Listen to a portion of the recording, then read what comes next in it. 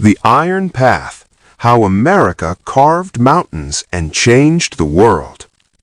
The story of the American Railroad is one of grit, gunpowder, and the relentless pursuit of connection.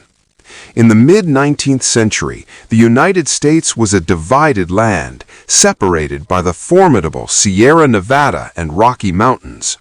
The solution was the first transcontinental railroad, a project so ambitious it was nicknamed the Work of the Age. 1. How they carved through mountains. Building a path for trains through solid granite wasn't done with high-tech machinery. It was done with muscle and dangerous chemistry. Hand drilling. Workers, largely Chinese immigrants for the Central Pacific and Irish immigrants for the Union Pacific, used star drills and heavy sledgehammers. One man would hold the drill bit while two others swung hammers to strike it. After every strike, the bit was turned slightly to create a hole. The power of black powder. Once a hole was deep enough, it was filled with black powder and ignited. This would blast away chunks of rock, which were then hauled out by hand or mule-drawn carts. The deadly introduction of nitroglycerin. To speed up the process through the Sierra Nevada, engineers began using liquid nitroglycerin. It was 10 times more powerful than black powder, but incredibly unstable. Many workers lost their lives to accidental explosions before the practice was refined. The Summit Tunnel. At Donner Pass, workers chipped through 1,659 feet of solid granite. They worked from 4 faces simultaneously, 2 from the ends and 2 from a central shaft, to maximize speed. 2. How the tracks were laid. The construction of the actual permanent way, the tracks, was like a synchronized dance of manual labor. Grading. Before tracks could be laid, a flat path, the grade, had to be cleared and leveled using shovels and horse-drawn scrapers. Ties and rails.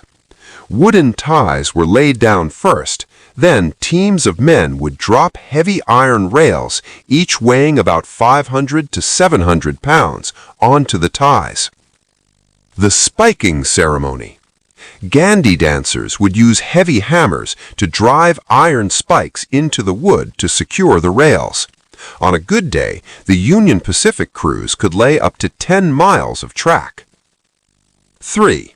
The birth of the iron horse. Early trains.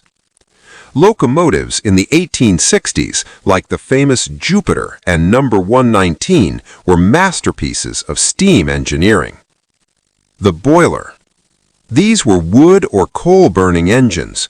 Water was heated in a massive boiler to create high-pressure steam. The pistons. That steam was directed into cylinders, pushing pistons back and forth.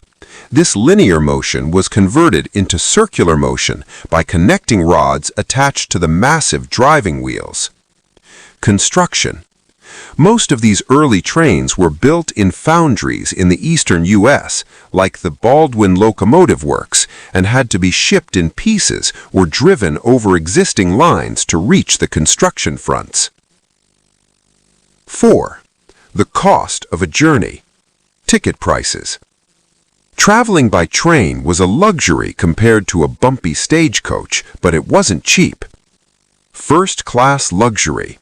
In the 1870s, a first-class ticket from Omaha to San Francisco cost about $100 to $130. In today's money, that is roughly $2,500 to $3,200. Emigrant class.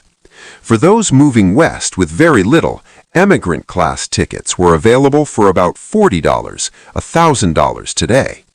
These passengers sat on hard wooden benches in cars attached to freight trains. Pullman sleepers. If you wanted a bed, a Pullman Palace car, you had to pay an additional $2 to $4 per night.